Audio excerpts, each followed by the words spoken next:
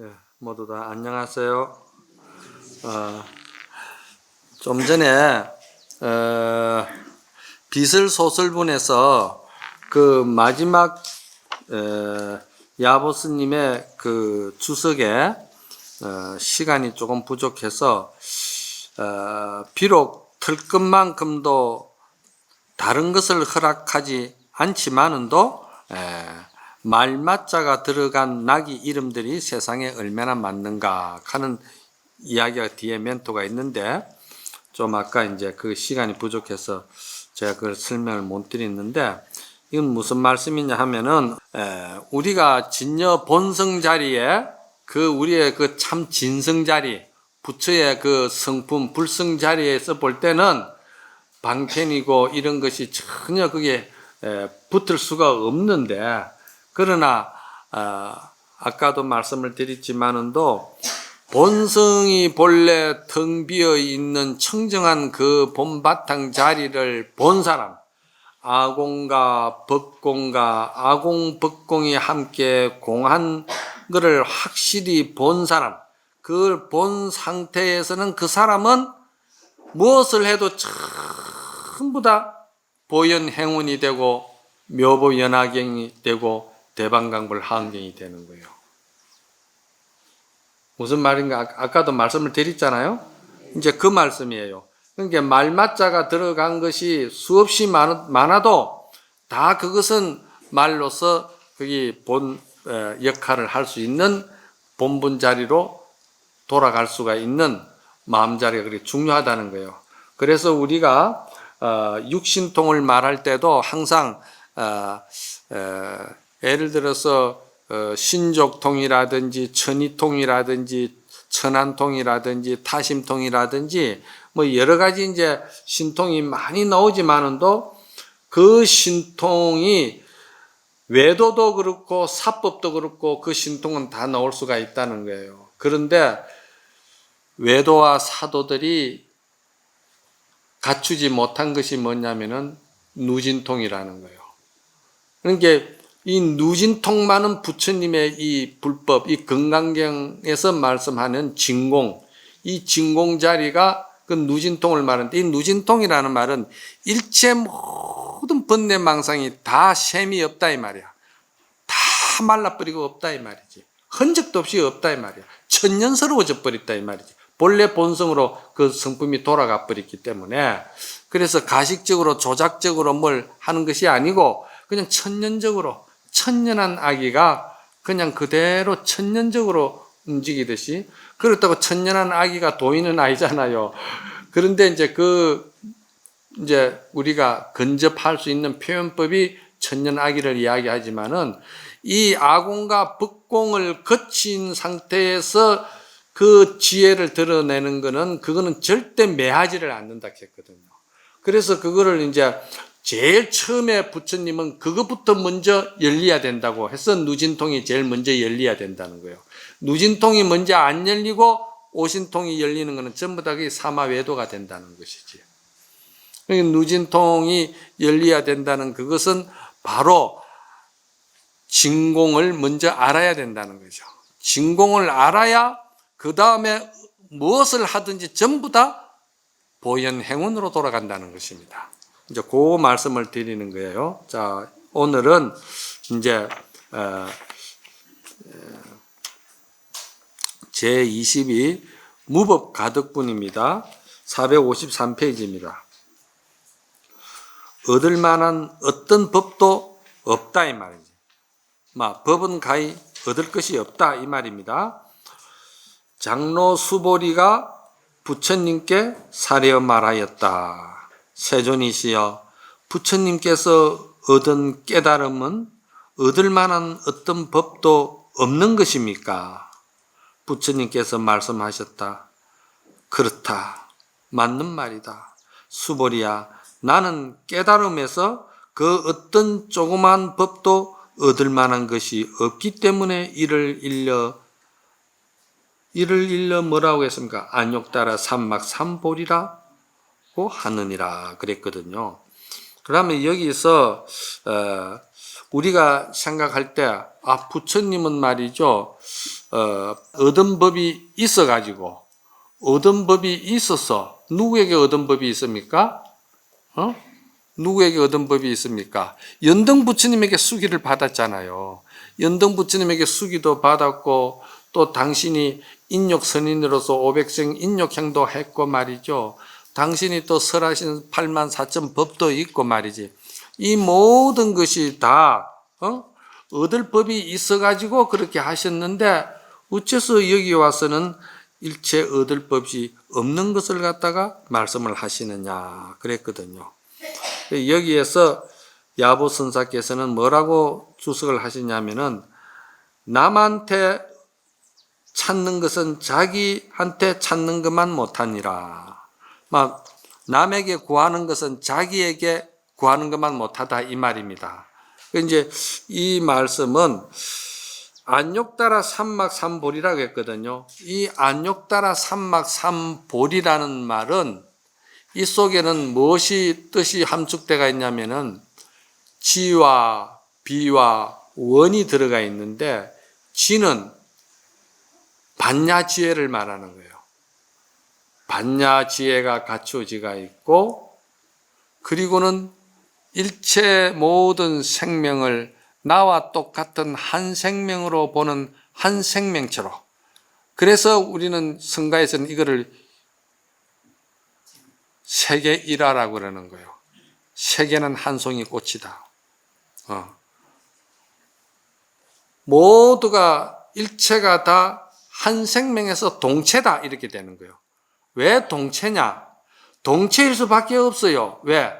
모든 생명은 땅에서 그냥 돌출해 독단적으로 올라온 것이 아니고 어떤 생명도 전부 다 관계성을 유지하면서 관계성으로 인해 가지고 그 생명이 출현하는 것이고 그 생명이 생육되는 것이고 그 생명이 관계성에 의해서 멸해져 가는 것이지 내가 생하고 싶고 내가 생육하고 싶고 내가 잘나서 내가 똑똑해서 내가 능력이 있어서 모두가 나의 힘으로 된 거라고 착각하는 사람이 많답니다. 스님들도 그렇게 생각하면 내가 노력해가지고 내 힘으로 한 건데 이렇게 법을 모르면은 세속적인 생각에 빠질 수가 있어요.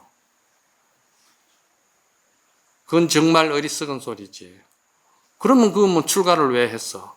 출가의 본분은 모든 것이 연기관계고 모든 것은 다 부처님 공덕으로 돌아가야 되지 지를 내세우면 안 되는 거야.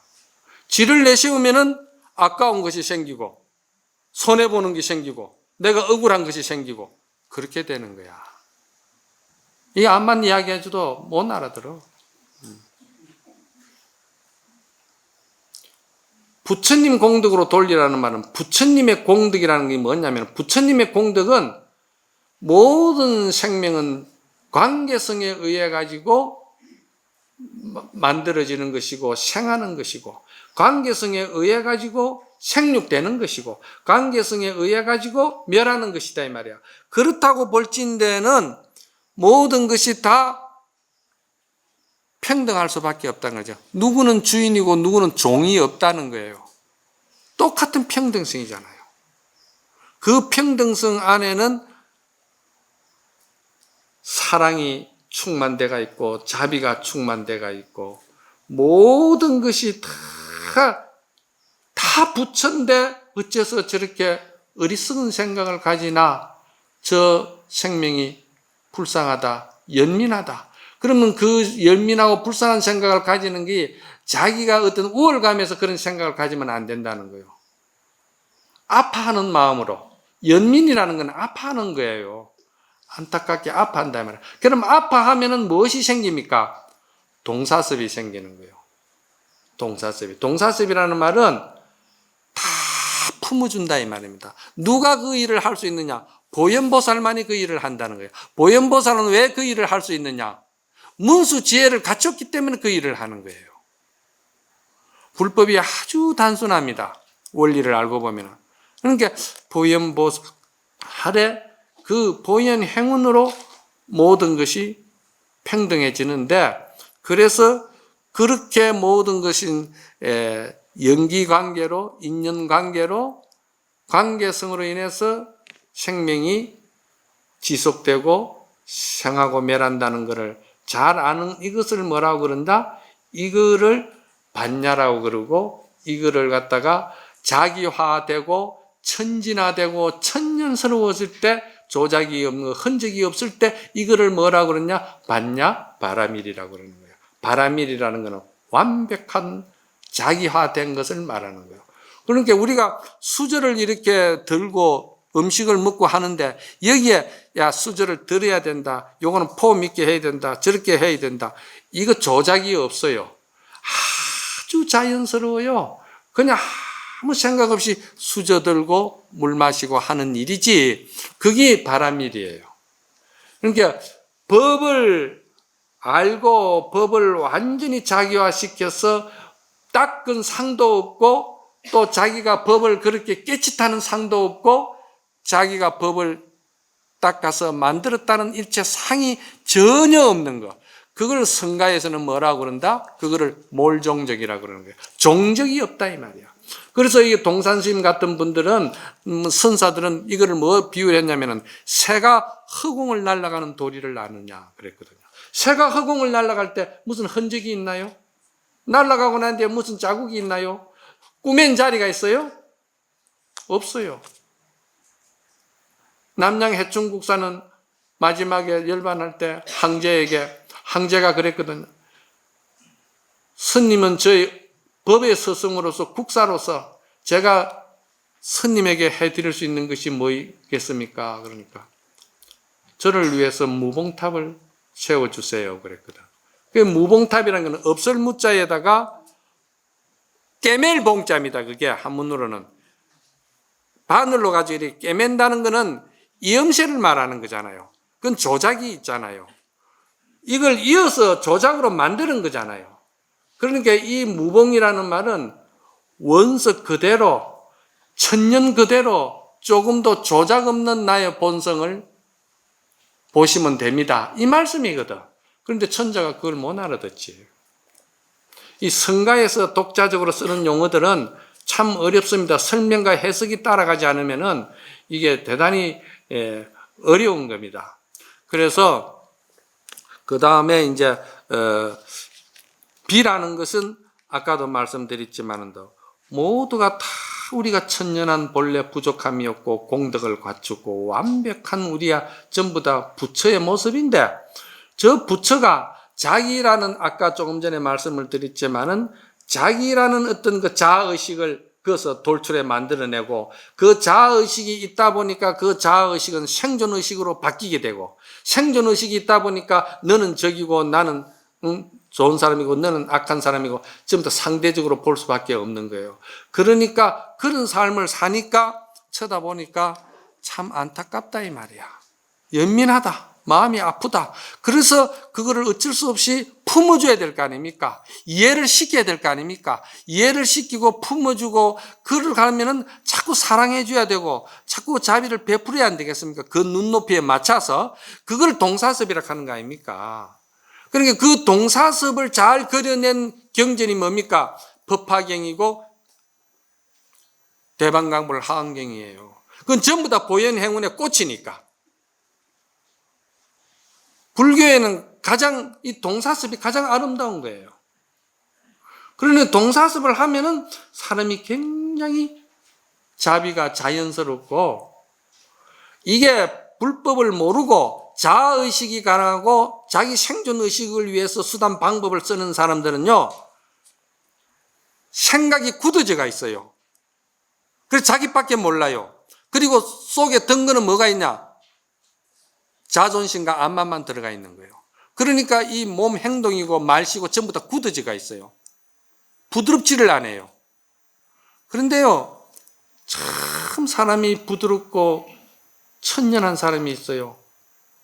법을 아는 사람은 그걸 천연하게 쓴다 이 말이야. 여러분들은 그런 경지와 그런 어떤 자기의 인격화를 실천까지는 못 가더라도 이 이치만 알아도 그래도 뭐 우리가 살아가는데 다툴 일이 있고 또 화날 일이 있고 그러면은 내 마음은 지금 속이 많이 상하고 좀 많이 불편하고 그런데 난 그렇게는 못 돼도 내 마음은 지금 부처님 말씀에 의지하려고 한다. 부처님은 그걸 그렇게 하라고 했으니까 그래 우리가 마음을 좀 비워야 되겠다. 이래라도 가지면 이게 엄청난 공덕이 되는 거예요. 가능성이 있는 이야기지. 이거 전혀 모르고 사는 사람에게서는 대단한 거 아닙니까? 그렇죠? 예. 이런 것들을 이제 우리가 이제 비라고 그러는 거예요. 그리고 이제 원이 있다 이 말이야. 지비원이라 했잖아요. 그 지비원인데 이 원이 뭐냐면은 이 원이라는 것이 일체 생명이 다 내 한 생명하고 둘이 아니라는 하나의 위치에서 입장에서 생명을 바라보니까 그거는 좀 더 그건 학대 해석을 하면 그런데 좀 더 구체적으로 자기 쪽으로 돌아간다면은 첫째 그렇잖아요. 부모 자식 간에는 한 몸이 될 수가 있잖아요. 그러니까 한 몸이 되니까 자식이 사고가 나면은 부모 가슴에 못을 박는 거예요. 아픈 거예요. 그런데 자식이 금이 한영을 하면은 부모가 눈물을 흘리면 울잖아요. 왜 그러냐? 너무 기뻐서 우는 거예요. 한 몸이기 때문에. 이걸 확대 해석하면은 보현행운이고 경전에서는 이거를 대방강불 하은경의 표현인 거예요. 여러분들이 지금 이런 말이지 근본적인 연생연멸의 이 진공의 이 법의 이치를 아공, 법공, 구공 그리고는 드러나는 현반야가 보현행운이거든요. 이것을 먼저 크게 대의를 잘 알아야 된다 이 말입니다. 그거 알면은 여기서 뭐라고 그랬습니까? 남에게 구하는 것은 자기에게 구하는 것만 못하다고 그랬잖아요. 자기에게 그런 공덕이 다 있다 이 말이야. 있는데 그걸 법을 모르면 어떻게 됩니까? 모르고 있다는 걸 알고 모르고 자기가 능력이 좋다는 걸 알면은 거기는 반드시 아만이 있고 독선이 있고 그리고 자기만이 주장하는 고집이 있는 거예요. 그러니까 이게 법을 알고 법을 깨치고 하는 사람하고 법을 모르고 똑똑하고 똑똑하고 이제 자기 어떤 능력이 있는 거하고는 이게 다른 거예요. 불법을 아는 것만 해도 대단한 것이다. 그렇게 해서 그런 이제 의미가 있는 겁니다. 자, 그 다음에 또 한번 돌려서 그 여기에 대해서 하나 또 얻을 법이 없다. 얻을 만한 법은 없다. 이렇게 이제 말씀하니까 야보스님께서 또 하시는 말씀이 물방울이 얼음이 되는 것은 믿을 수 있거니와 물방울이 얼음이 되는 것은 여러분이 눈으로 보고 그렇죠? 보이잖아요. 그러니까 그거는 믿을 수가 있죠. 근데 요거를 이치적으로 또 볼 줄도 알아야 돼. 현상적으로 내 눈앞에서 흐르는 물방울도 얼어버리는 상태를 내가 볼 수 있으니까 그건 내가 현상적으로 눈에 보이니까 믿을 수가 있죠. 그런데 더 깊이 이제 이 인성, 심성, 불성 쪽으로 우리가 진리의 진리 쪽으로 우리가 들어갈 때는 이걸 더 깊이 본다 이 말이야. 더 깊이 보면은 성가에서 독자적으로 쓰는 표현법이 있어요. 그 표현법이 뭐냐면은 물방울이 얼음이 된다.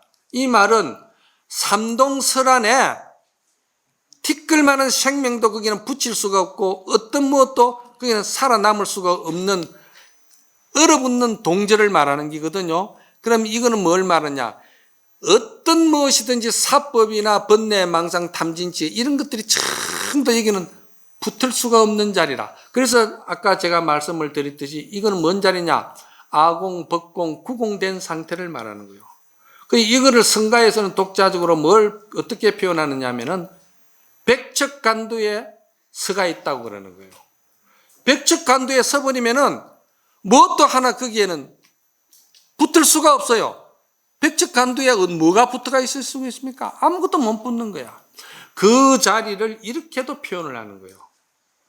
물방울이 얼음이 되어버리니까 생명이 살 수가 없잖아요. 그럼 거기에는 사사한 인정이나 집착이나 애착이나 중생 어리석음이나 이런 것은 거기에는 붙을 수가 없으니까 어떡합니까? 붙을 수가 없으니까 이거는 믿을 수가 있다 이 말이야. 이 자리는. 그래 이제 굉장히 멋진 말이야 이런 말들은. 물방울이 얼음이 된다는 것은 믿을 수가 있다고 그랬잖아. 공부를 해도 우리가 이런 마음의 심성 공부부터 먼저 우리가 알아야 돼. 세상 살아가는 법만 알아가지고는 이게 1000번 이야기하면 1000번 틀리게 돼 있고 10,000번 이야기하면 10,000번 틀리게 돼 있어. 불법의 진리를 먼저 알아야 모든 것이 보현행운으로 돌아가기 때문에 1000번 10,000번 움직이도 1000번 10,000번 움직이는 게 다 맞게끔 돼가 있다 이 말이에요.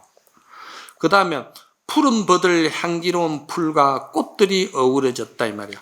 푸른 버들과 향기로운 꽃과 그 풀들이 그리 어우러졌다 하니까 이거는 성가에서 쓰는 말씀인데 이건 상징성이에요. 그럼 뭐냐 하면은 푸른 버들과 향기로운 풀, 꽃들 얼마나 아름답습니까? 생명이 넘쳐나잖아요. 모든 것이 대자유분방하잖아요. 여기는 꽃도 있을 것이고 향기도 있을 것이고 벌도 있을 것이고 모두가 조작이 없고 모두가 천연스럽게 살아가는 세상이다 이 말이요. 이거를 뭐라고 그런다? 이거를 대방강불 하은경이라고 하는 거예요. 그러니까 이 법을 이야기를 하시는 것도 이거를 분명히 쓰는 법도가 있어요. 이걸 잘 알아야 돼. 이거는 어떤 측면에서 말씀을 하신 건가? 그래서 가을달과 봄꽃들의 무한한 뜻이 담겨 있다 이 말이야. 가을달과 봄꽃들의 무한한 뜻이 담겨 있다고 그러니까 가을달을 쳐다보면은 가을달도 무한한 뜻이 있다는 거예요. 중생의 입장에서 볼 때는 가을달을 쳐다보니까 쓸쓸하고 외롭다. 어디 떠나고 싶다. 중생심이는 이런 것이 로맨틱하게 차고 들어오겠지만은도 이 심성자리를 깨달은 사람 입장에서 볼 때는 가을달을 보면은 가을달 그대로 보는 순간에 가을달 속에서 부처님의 진리를 본다 이 말이에요. 그래서 두두물물이 조사이가 다 드러났다 그랬거든. 성가에서는 이렇게 표현을 하거든요. 두두물물이 모든 조사의 뜻이 드러나 있다는 건 꽃송이 하나, 풀잎 하나하나, 이슬 하나하나 속에도 조사의 밝은 뜻이 다 거기에 드러나가 있다 이 말이거든요. 그러니까 그만큼 모든 생명은 조작 없고 천연하게 그렇게 다 본래 살게끔 돼가 있는 건데 유독 인간이 조작을 부리고 그 조작은 욕심으로 인해서 만들어지고 그러면서 자기가 그물을 치고 자기가 그 속에 갇히고 들어앉아서 자기가 자기 자신을 학대하고 자기가 자기 자신을 천대 여기고 자기가 자기 자신을 지옥을 만들면서 울부짖고 괴로워하고 하는 것을 법을 아는 사람이 볼 때는 참 안타깝다 이 말이야. 그렇잖아요? 누에 고치가 지가 집을 똥구멍에서 빼가지고 지가 갇혀가지고 들어앉아가 있는 것이지 그냥 지가 그 누에 고치를 뚫고서 나오면 천지가 다 가을달과 봄꽃이요 향기로운 풀이요 그게 전부 다 지 속에서 다 나온다 이 말이야. 그러니까 봄꽃들의 무한한 뜻이 있다 하는 것은 지 속의 공덕이 다 그래 본래 능력과 공덕이 갖춰지가 있다 이 말이야. 우리는 부처다. 우리는 완전한 공덕주다. 우리는 완전한 복덕을 갖춘 사람이다. 우리는 그러한 능력과 모든 것을 보살의 그런 효험을 다 갖추고 있는 사람이다.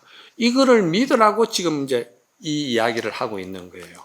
이렇게 멋있게 이야기를 하는 거. 저는 좀 딱딱하게 구체적으로 이렇게 들미서 여러분들에게 설명하느라고 하지만은 선사들은 그렇게 안 해요. 얼마나 부드럽게 표현을 합니까? 푸른 버들 향기로운 풀과 꽃들 어우러졌고 가을달과 봄꽃들의 무한한 뜻이 담겼으니 이게 대방강불이잖아요. 하은경이잖아. 그렇잖아요? 이 대방강불 하은경이 어디서 나옵니까? 이 진공을 알아야 되는 거예요. 그 진공은 이 금강경에서 그 진공의 본 바탕을 말씀하신 거란 말이에요. 그리고 자고새가 우는 소리에 자고새가 우는 소리가 한가롭다 이 말이야. 자고새가 우는 소리가, 자고새라는 것이 뭐 파랑새라고도 할 수 있는 것이고 뭐라 할 수도 있죠. 그러면 우리 이제 절에 말하면 여기는 깨꼬리가 참 많아요. 아침에 일어나면 막 깨꼬리, 까마귀, 뭐 여러 새가 막 완전히 그냥 보통 분잡한 게 아니에요. 그런데 어느 날에는 아이고 저거 좀 아침에 좀 늦잠도 안 자나 저거 왜 아침부터 저러나 싶을 때도 있고, 어떤 때는 이 화창하고 좋은 날 저기 없으면 무슨 멋이 있겠노 싶을 때가 있고, 이게 다 어디서 나옵니까? 내 마음 조작에서 나오는 거야. 그러니까 모든 것이 내 불성에서 모든 것이 다 갖추어지가 나오는 거예요. 다 내한테 있다 이 말입니다. 그러니까 이 자고새는 꼭 자고새가 아니고 깨꼬리도 될 수가 있고 박새도 될 수가 있었고, 무슨 생명이 와서 울어도 다 그것이 연생연멸의 이치로 볼 때는 하나도 싫은 것도 없고 그것이 불편한 것이 없고 그것이 참으로 평화롭다 이 말이에요. 그걸 이제 말씀한 겁니다. 그렇죠? 예, 그러면은 이제 또 넘어갑니다. 이거 왜 이렇게 하느냐 하면은 먼저 시간에 너무나도 자상하게 제가 말씀을 다 드렸기 때문에 이해가 충분히 가죠. 자, 23분인데 정심행선분입니다. 정심이라는 말은 깨끗한 마음을 말하는 거예요. 깨끗할 정자 마음 심자니까 깨끗한 마음. 그러니까 깨끗한 마음으로 행선, 선을 행한다 이 말이죠. 행할 행자 착할 선자입니다. 경문을 한번 봅시다. 또한 수보리야, 이 법은 평등하여 높고 낮은 것이 없으므로 이를 일러 안욕따라 삼막삼보리 대자유인이라고 할 수가 있다. 나라는 생각도 없고 아상도 없고 남이라는 생각도 없고 인상도 없고 중생이라는 생각도 없고 중생상도 없고 또 모두의 생명이 영원하다는 집착도 없으니 수자상도 없으니 온갖 좋은 법을 닦기 때문에 바로 그 더할 나위 없는 아름다운 안욕따라 삼막삼보리를 깨달을 것이니라. 이렇게 이야기한 거예요. 이제 먼저 시간에도 제가 이제 안욕따라 삼막삼보리에 대해서도 이제 말씀을 드리고 아상, 인상, 중생, 수자상에도 말씀을 드렸습니다. 자, 그래서 여기에서 야보스님은 뭐라고 주석을 하셨냐면은 산은 높고 바다는 깊고 동산에 해가 뜨니 해는 서산으로 기우는구나. 이렇게 이야기하는 거예요. 여러분들 이거 다 아는 이야기잖아요. 야보스님만 아는 거 아니죠? 그러면 여러분들이 다 야보스님이에요. 그렇죠? 아니, 산은 높고 바다는 깊고 또 동산에 해가 뜨니까 그 해는 서산에 지더라. 일락서산월출동이라. 그 모르는 사람이 누가 있겠어요? 그렇죠? 그런데 여러분들이 야보스님이 돼야 되는데 여러분들이 야보스님이 되려면은 이 이치를 먼저 법문을 잘 들어야 돼요. 그럼 제가 하나하나 설명을 할 테니까 잘 들으세요. 시간이 또 그렇게 돌아가려나 모르겠다. 자, 여기서 정심이라고 그랬거든요. 정심이 행성분이니까 깨끗할 정자 마음 심자는, 이 정심은 여러분들이 생각하는 깨끗한 마음이라고 생각하면은 이 건강경을 잘못 보는 거예요. 여러분들의 상식으로는 분명히 정심은 깨끗한 마음이에요. 그러면 여러분들이 생각하는 깨끗한 마음은 뭡니까? 더러운 마음도 따라오는 깨끗한 마음이에요. 맞습니까? 여러분들이 저 사람 참, 예를 들어서 사랑한다, 나 당신을 사랑한다 그럴 때는요, 그 밑바탕에는 뭐가 따라오냐면 미움도 따라오는 거예요. 사랑하고 밉고 깨끗하고 더러운 것이 따라오는 상식이다 이 말이요, 지식이다 이 말이요. 그런데 불가에서 말하는 부처님 법에는 정심이다, 깨끗하다 하는 말을 경전에서는 다른 말로 표현할 때 청정하다 하거든요. 청정하다는 말은 뭘 말하냐면은 진공을 말하는 거예요. 건강경에서 말하는 진공을 말하는 거예요. 이 진공을 저는 문수지혜라고 그랬잖아요. 그래서 여기서 정심은 반드시 진공을 이야기를 하고 문수지혜를 이야기를 하는 것이고, 또 다른 말로는 뭐라고 할까? 응용을 잘 하셔야 돼. 또 다른 말로는 이거를 갖다가 무아라 하는 거예요. 정심을 무아라고 그러는 거예요. 그리고 또 다른 말로 뭐라고 그럴까? 무법이라고도 하는 거예요. 조작이 없고 일체 꾸밈이 없는 말이지, 그런 인위적인 법이 따라붙지 않는다. 천연한 걸 말하는 거예요. 무법이다. 그리고 거기에 성가에서는 독특하게 쓰는 말이 무심이라고 그러는 거예요. 그럼 이 말들이 진공이다, 정심이다, 무아다, 무법이다, 무심이다, 이런 말들은 똑같은 말이에요. 이게 대승경전의 특유한 법을 쓰는 겁니다. 그래서 대승경전에는 일법천명이라고 그러는 거예요. 한 법이라는 건 진공을 말하거든요. 건강경에서 말하는 진공. 이 건강경에서 건강반야락 할 때는 반야를 형상적으로 표현한 것이 금강 다이아몬드를 표현하잖아. 그러면 이 반야를 표현할 수 있는 방법은, 다이아몬드는 뭡니까? 다이아몬드는 불순물이 있으면 안 돼요. 불순물이 있으면 안 되고, 다이아몬드는 밤에도 하나의 빛이 나게 되어 있고요. 다이아몬드는 어떤 번뇌망상도 다 때리 부술 수 있는 날카로운 칼날을 가지고 있다 이 말이에요. 그래서 다이아몬드가 가치가 있다는 거 아니에요? 그래서 여기서 우리가 이제 정심은 무심이다, 진공이다, 반야다, 또는 말이지 무아, 무법, 이렇게 이야기를 하는 거예요. 그러니까 건강경에서는 이거를 부처님이 수보리에게 무쟁산매를 인가를 해준 거예요. 수보리는 무쟁산매를 즐기는 자다. 아란나 행을 즐긴다고 원문에는 그래 나가 있잖아요. 아란나 행이라는 게 뭐냐면은 마음에 다툼이 없는 사람을 아란나 행을 즐긴다고 그러는 거예요. 우리는 마음에 다툼이 많잖아. 다툼이 많잖아요.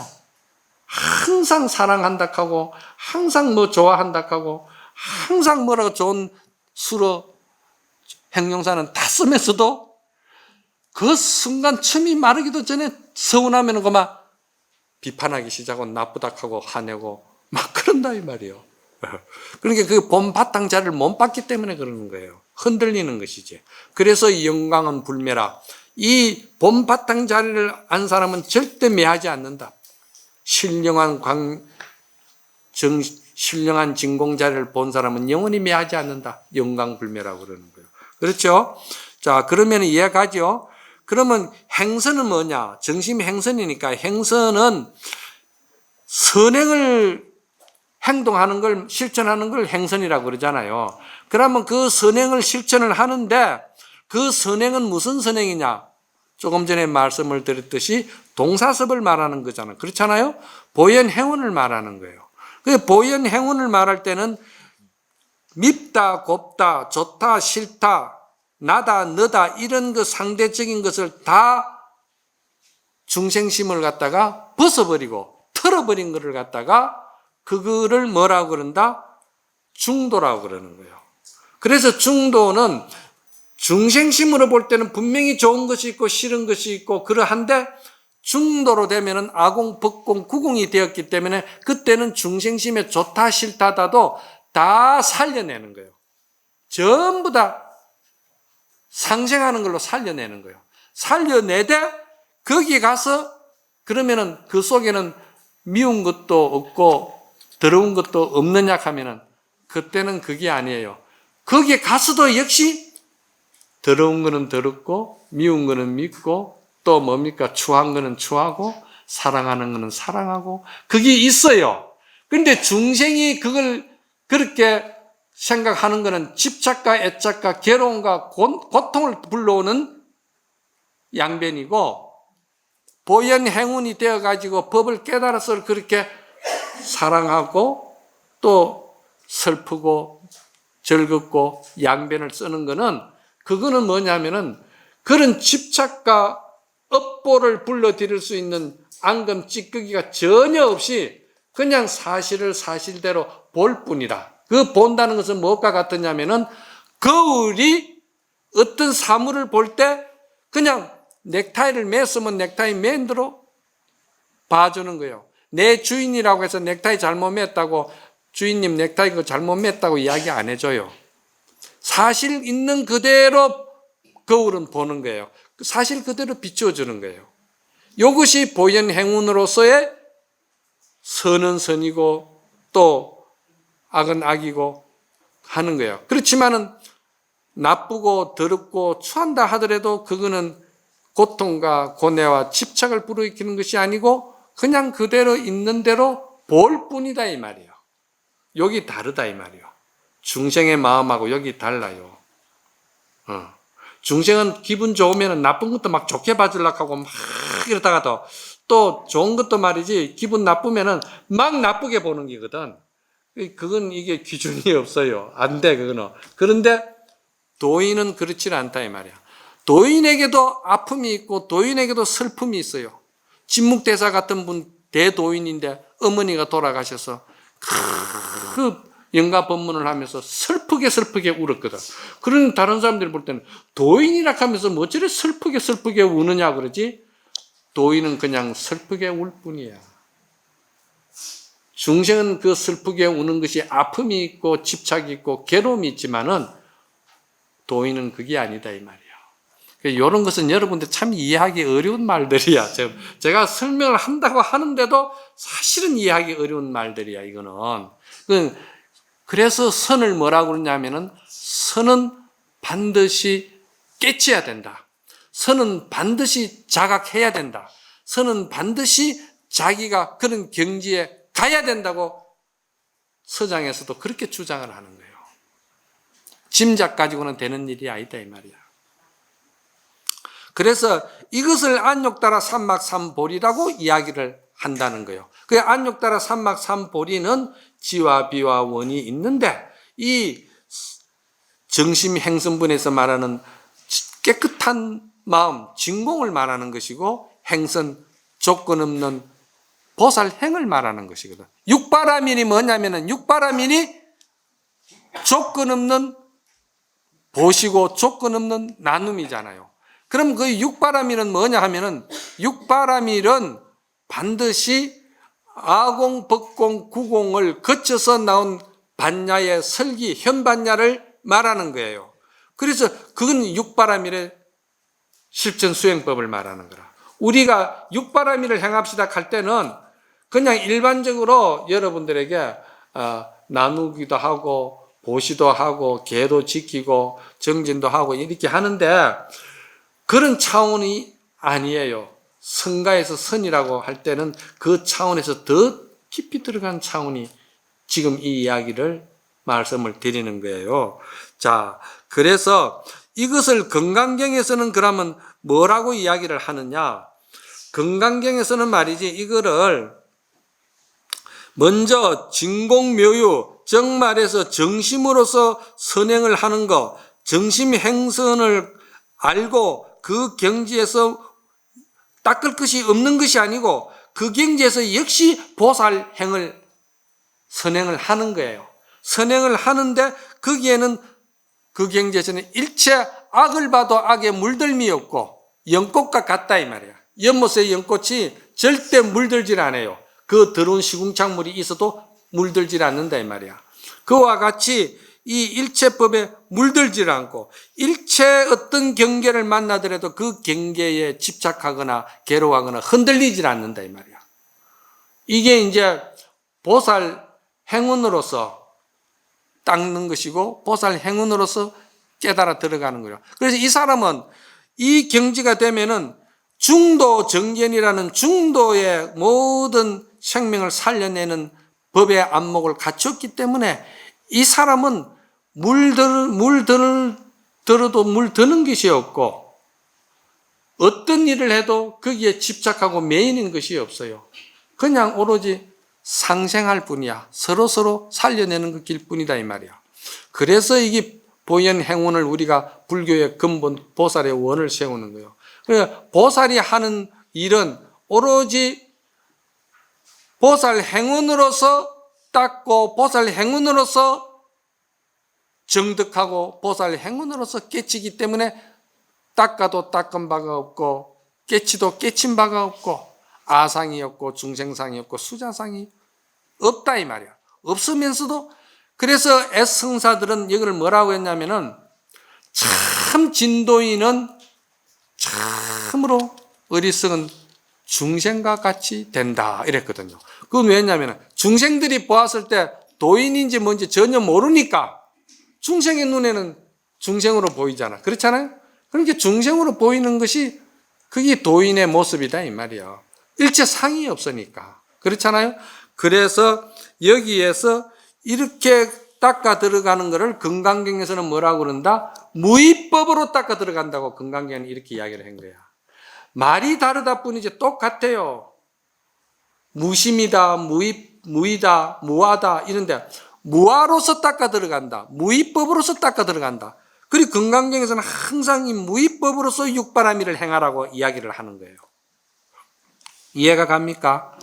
그러니까 사상이 없는 무아로서 산을 넘으면은 산을 넘어도 넘은 바가 없고요.